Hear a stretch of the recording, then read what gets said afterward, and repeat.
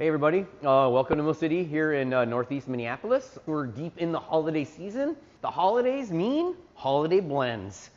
And as Lauren says too, one of the easiest bags of coffee to sell in your whole lineup is your holiday blend. People just gravitate to holiday blends. Coffee is a shared experience. It's something that we think of sharing with others. So that's always been one of the things I like to focus on pre-holidays going into the holiday season. So today we're going to do a roast of our Snowblind. Our Snowblind is one of our more exciting holiday blends. They're all exciting, but this is maybe one of the more exciting ones. This year it's got some really neat components in it. To be honest, I really love the natural Colombian that's in it. It's off the chain amazing, but it's just a really cool blend. And then we're going to do the roast together. The profile is up on the website below the Snowblind. I executed that profile on the 500 gram. That's kind of what's going to be fun about today. As you see, we're warming up the 6 kg. I've never roasted the Snowblind on the 6 kg. We're going to do this together. I already have the roast plan from the 500 gram, so we have that roast plan. That's going to be my phase events. My phase data is going to come off the original roast off the 500 gram. But I'm going to make my roast plan for the 6K. I do a lot of roasting on the 6K. To be really honest, I really love the 6K. It's kind of that medium-sized machine that I just really enjoy. I'm going to build my roast plan. We'll kind of do that together from my regular 6 kg roast, full charge. That's the data that I'm going to need for my inputs. But we're going to stick to the phase events that we built on the 500 gram. I did do a bunch of roasting on the 6K yesterday, though, so I do have a bunch of accurate data that we're going to use. So before we did the roast, I just wanted to do a quick discussion around the Snowblind. I'm just going to read off of the bag a little bit. The way they describe it is a light roast blend for coffee geeks. Okay, so that's basically what it is. It's something that is best light medium. You know what I mean? So this year, we've got a large percentage of Snowblind is Kenya. Kenya is kind of that coffee that's that green that a lot of coffee geeks tend to like. You know what I mean? It's going to be a dense bean. It's going to be a large bean. It's going to be a high acid bean. It's also going to have a lot of really unique savory, but also like sweet, almost like mapley notes that lend itself really well to this blend. So not to say that it's the base, because there's no true base in Snowblind. They're all kind of taking a place in the blend, and the green is showing itself in there. There's no foundation or base. These are all players in the game. So the Kenya is the primary player. Then we've added the coffee that for me this year is super unique and super exciting. It's the Manos Juntos Colombia Cauca natural process coffee. Very, very unique. We only got a little supply. Cafe only got a little supply. We saved some aside just for Snowblind. This coffee has a very strong note of elderflower. It is very unique flavor, and it lends itself perfectly to the Snowblind. Then the last component is a wash Yirgacheffe. For me, that's the approachable comfort coffee. So then that makes up the final percent in this coffee, or in this blend, I should say. The Kenya and the Colombia are both very dense, big beans. So they're going to roast the slowest. Now that Yirg is also dense, but it's very, very small. But it is a washed, so it is going to take a little bit more time to develop, unlike a natural. So that's working for us. But this blend plays really well with each other. So one of the reasons why we've chosen, or one of the reasons why I wanted to take this time to just talk about this blend, because we offer the blend up in 10-pound bags, but something that Lauren has kind of taken hold of and started to create and drive a little bit is this really neat brew box. What it is it's the Snowblind roasted to spec in a 12-ounce bag. Then it's 3 tubes of each green component roasted to its own spec profile. Very unique. So we have the Ethiopia washed on its own, the Kenya washed on its own, and the Colombian natural on its own. Separate single origin roasts. So you can try each component as its own roast, and then you can also try the blend as a pre-blended roast too. And then you probably, if you're a coffee geek like me, your brain's already going to playing with the pre-roast components to make a post-roast blend similar to Snowblind. You could do the same blend as Snowblind. This is pre-roast to our spec. You could take these and blend them to the same ratio and just taste the variance in single origin post blends versus pre-blending. Or you can just drink the coffee and enjoy it because it's one killer blend and 3 lovely single origins. It's more of just adding in some fun kind of coffee learning experience for any level coffee person.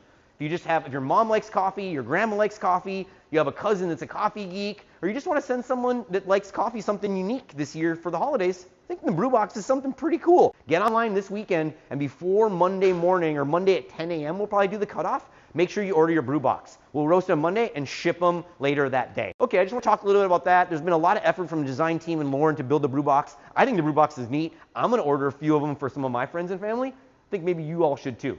That's not me trying to sell anything. That's just trying to make unique, fun holiday time. So now I think the roaster's ready. We've been warming up for about 20 minutes. I have my high temp limit set to 460, so I've cycled up to 460 multiple times. I have my airflow set to medium, which is usually how I tend to use medium plus gas, medium-ish airflow. So we're pretty much set. I'm gonna let it keep cycling for a bit because I just wanna talk through how I built this profile and what we're gonna do here. And then I'll set my airflow to my low airflow for this profile. I'll turn off the ignition switch. I'll then let the temperature come down to our charge temp. I'll probably load the hopper around 5 to 10 degrees before charge, and then we'll go. So basically, we talked about earlier, the Snowblind profile was created on the 500 gram. So I have that data. The data is pretty simple data. 539 is green to yellow transition. 1010 is first crack, and plus 2 minutes and 10 seconds to our roast color, because we don't know that because we have a different thermocouple on this machine. We don't really have a temperature. That's roughly what we're looking for. I did look at my notes yesterday from my previous roasting on this machine. So I'm thinking that a range for this drop temp, finish temp for this on the PID is roughly going to be between 390 and 400. So I'm kind of putting a place marker for 393. So that's the phase data. And then after the phase data, I did find a finished temp. But really the important parts is inputs. So charge temp, airflow, fuel settings to get to those markers. What fuel setting do I need to do on this 6 kg charge on a roast I've never done to get to 539? Okay, so then that's where taking really good notes about your previous roasts pay lots of dividends. I found a roast that had 545 green to yellow transition, 945 first crack, and it was plus 145. So it's not exact, but it's pretty close. And that coffee is somewhat similar in the green qualities. So that's the profile that I'm going to use. I'm going to harvest data from that profile that I ran yesterday, plug it into my Snowblind information that I need to execute today on this machine. And we're just going to see how it goes. So that roast was charged at 390. That was a 545 green to yellow. We want a 539. So we want to shorten it up a little bit. That coffee wasn't as dense or as large. So I'm going to go 400 on charge. Plus, I want to start out with more momentum. If we're under with this, like if we're slow in this roast right away, we're not going to be able to catch up in theory. But if I'm a little bit ahead, I can back down on fuel and we can stay on track. So my drive is to stay a little bit ahead on this new roaster with this profile. So 400 charge, low air, 0 fuel. On the profile that I'm harvesting data from, I used 2.3 kPa, and that drove me to 545. I'm going to use the same 1 minute soak, except I'm using 2.5 kPa. Don't ask me why. That's my roaster gut. 2.5 kPa at 1 minute. That means at 5:15, which is roughly 25 seconds before our 540, I'm just going to say 540, that 1 second screwing me up, our 540 green to yellow transition, I'm going to increase my air to medium. Then I'm going to roll into my green to yellow transition, and at that marker, I'm going to lower my fuel to 1.4. Roughly that other profile, I had a 4 minute mid. We're looking for a 450 mid. So instead of using 1.6, which is what we used I used yesterday, I'm going to use 1.4. I'm hoping that that'll add in the extra 50 seconds we need in that mid phase. Then that'll bring us basically right up to our 1010. But yesterday on the profile around 8, I lowered the gas again so that I'd gain more control to have my pre-created development phase to the exact temperature I needed on that profile. So I'm going to do the same thing because this is a light roast. That was a light roast. So I don't want to go in with too much momentum into development. So at 8 minutes, I'm going to lower my gas to 1 kPa. Then roughly 9:40 is when we want to hear some outliers. At that point, 30 seconds before first crack, I'm going to increase my air to high. At high air then, I'm going to roll into first crack with our goal of 10:10 first crack.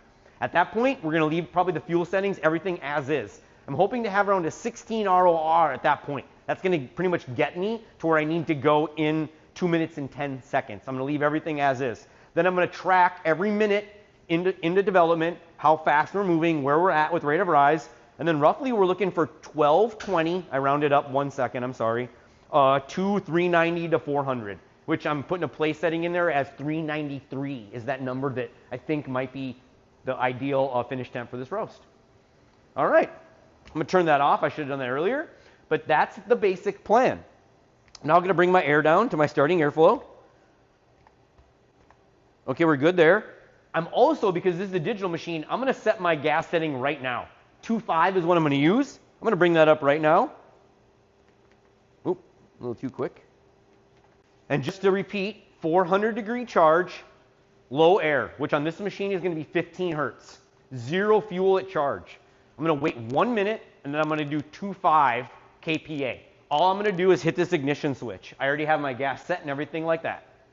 Then we're just going to let the roast progress. It's probably going to take a couple minutes, maybe around 2:30 to 4 minutes. We'll assess where we're at.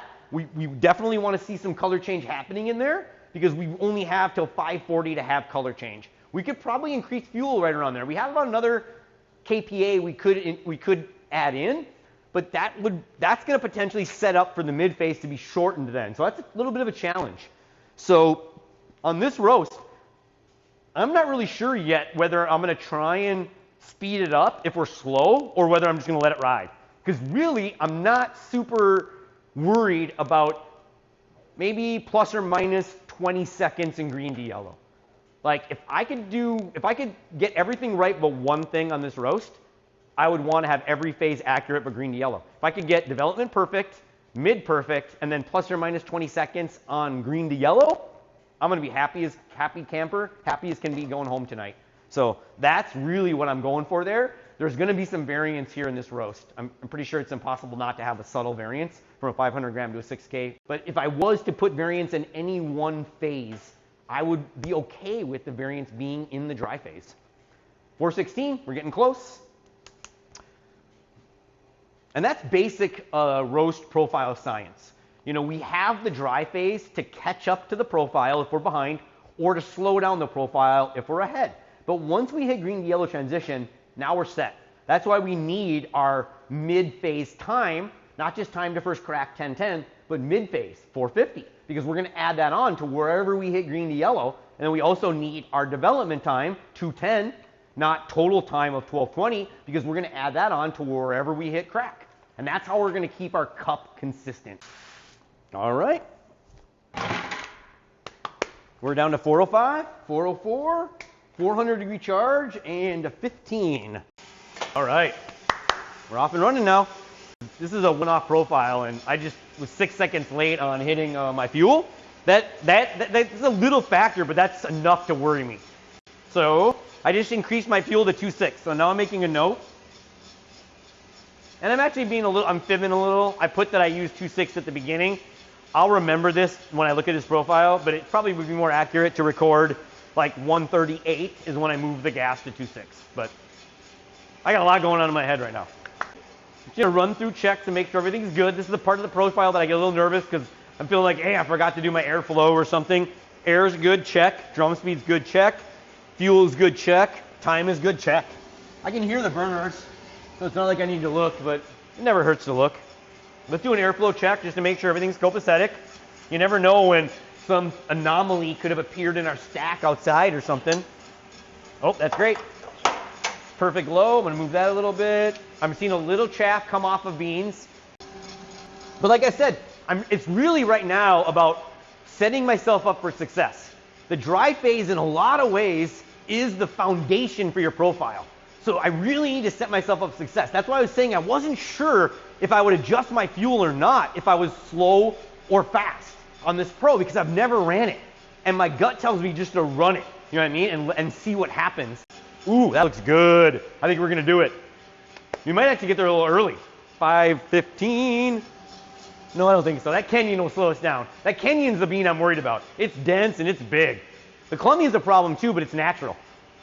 So it's already kind of yellow. Okay, we're at 508.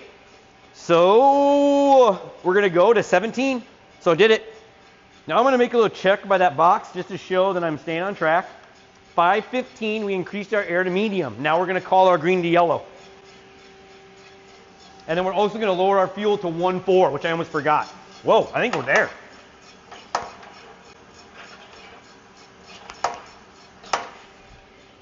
Oh, turning point. No, green to yellow transition. 5:38. Oh yeah, we're just gonna lock that in and not worry about those seconds right now. Oh, 1.4.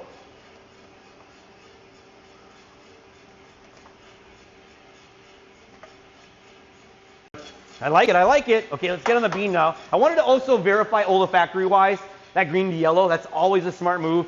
Visually, no more green, and then we smell no more alfalfa grass chlorophyll. It smells like hay, bread, pasta, something not raw vegetable green smell. Okay, I'd say we're coming up, we're mid, you know, 7 minutes. Nice. Okay, now I'm getting nervous. I'm gonna look at the temperature. So at 7:30, I was at 340. We'll just record where we are at 8. We'll times it times 2, and then we'll just say the last minute, that was our rate of rise. And that'll help me with this adjustment I'm going to make at 8. Because we're theoretically lowering our fuel to 1 at 8. But I don't know. We might need to keep it up because we're not, it's close. We're probably only, that's one thing, is I don't know my first crack temp right now in this machine. I got to look at my notes from yesterday. Okay, we're only about 20 degrees from roughly, we might hear outliers. So we're moving it at 16 ROR right now. 16 ROR, we want to go 2 more minutes, that's 30 degrees. We don't want to go that far. Okay, I'm lowering fuel to 0.8. 0.8 at 8:20 because I was late to make my adjustment, so I was a little more aggressive on my adjustment. Okay, I just heard one outlier. If I hear another, I'm going to do my air increase because that'll help slow this down a little bit. But anytime you have a pre-blend, know that you're going to have more outliers, you know? Now we're looking for a 10-10 first. We're calling that right there. That's 936. Yowzer. Okay, now this is a new roast. 936 plus 210. Where are we at? Everything's copacetic. All right. 1146. Okay, so now it's a new profile. We're looking at 1146 to 393. So 936 was crack, and we were roughly around 367. So now I'm looking at 1036. I'm going to record my number just to see how fast we're moving. Thinking we're doing pretty solid. I'm liking it. I'm going to get on this a little bit just to see what our color looks like. Oh yeah, it's very nice, very nice. 1036, we're coming up on it. 32, 33, 34, 35, 36, 379. So at 1136, where would we be then? 387. So you guys can hold me accountable on that one. Let's see where we're at. Oh, 11. Yeah, we still a nice roll in there. I'm going to turn the fuel off now. 1128 off. I'm going to make that note. 389. So we're 2 degrees beyond where I thought, but we're right in line with 1146, 390. Okay, I'm going to turn this on. Now I'm all here. All right, that's good. 1152, 392. I'm going to go to 393. That's it. And we drop. 1203 to 393. All right. So now, beans are out. Close the drum. I'm going to lower my airflow now too because I'm in my high airflow and that's going to impede my cooling. I'm going to save my profile. And that's that. Oh yeah. And it looks lovely, to be honest. It's kind of cool because you have the little Ethio bean that has a really prominent rift. New roasters are always like, what's this papery thing in the middle of the Ethio bean? I always think that's funny. And Kenyans have the same thing. So when you look into the tray here, it's just all kinds of beautiful rift. And a really nice roast color. Oh yeah. It feels mildly stony. It definitely feels light. It's not super light in any way, you know, but it has a subtle stony feel. Beans look very nice, very evenly developed. You can see some Kenyans that definitely took on development a little slower, things of that sort, but it looks nice and even. I really like it. It's got a nice kind of aroma, a nice nutty, sweet kind of almond bitters aroma. If I ground it, I'm gonna say it's gonna be very malty, very citrusy, very bright smelling. So this is great. I think this is a good roast. I'm really happy with it. The Mill City crew has got Snowblind now to take home and drink. You all now got a live shot on how to transfer profiles. Hope you all are staying safe during these trying times. Holiday blends are golden. Order brew boxes. Cheers.